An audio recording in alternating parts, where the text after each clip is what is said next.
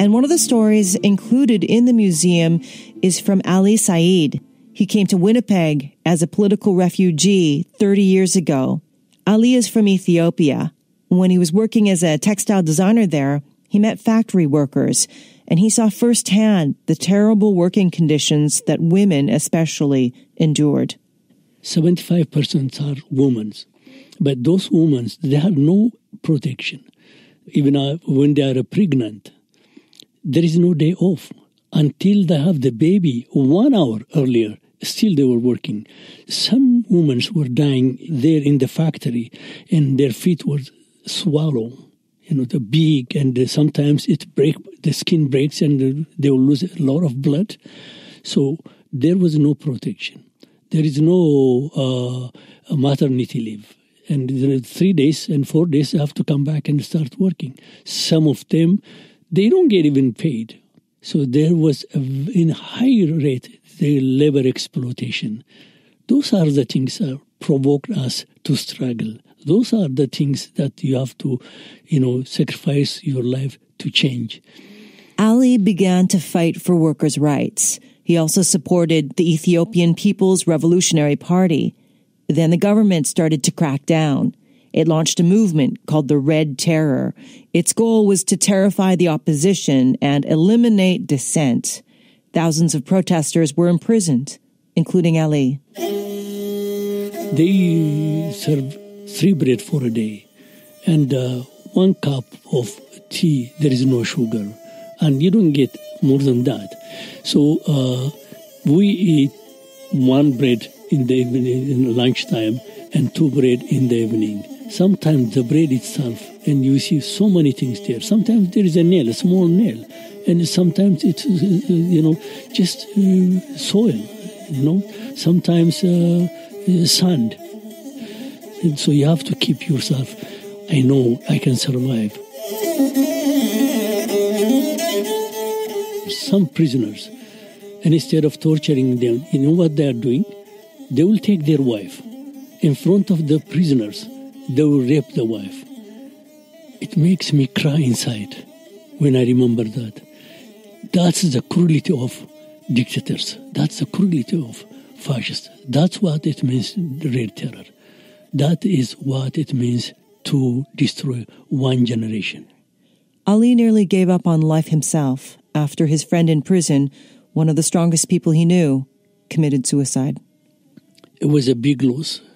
After they took his body, he left a letter, and say, keep the struggle. I gave up. Even if I stayed for a long, I may give some names, and they will kill more people. So instead of giving their names, I say I just like to sacrifice myself and save other comrades. And that day I said, what about me? Why don't I commit suicide? But I said, maybe I will stay alive and keep the struggle. I couldn't stand it, and I just promised to myself, I said, yes, I will keep the struggle. Why should I give up? I will never betray them. Keep fighting for the human right and for the emancipation of women.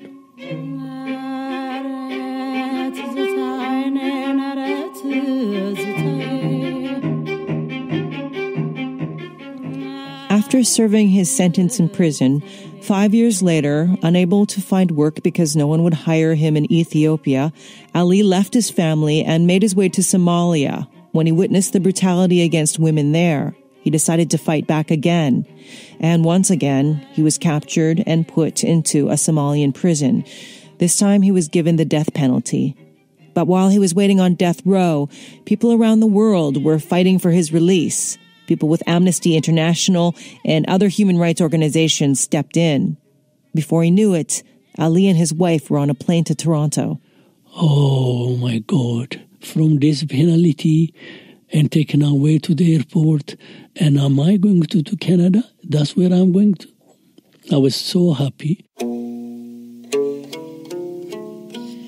I can speak. I can write. I can advocate. I can walk. I can criticize as long as I have the truth.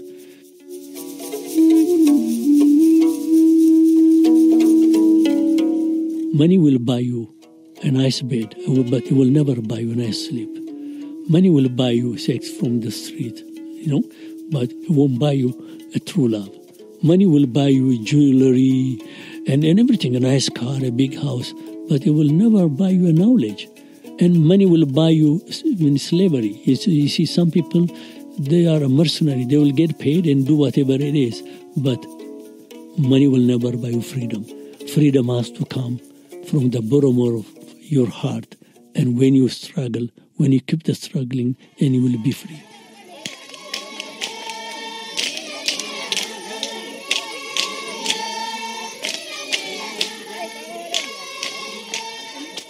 Ali continues to fight for human rights for the people in his home country of Ethiopia.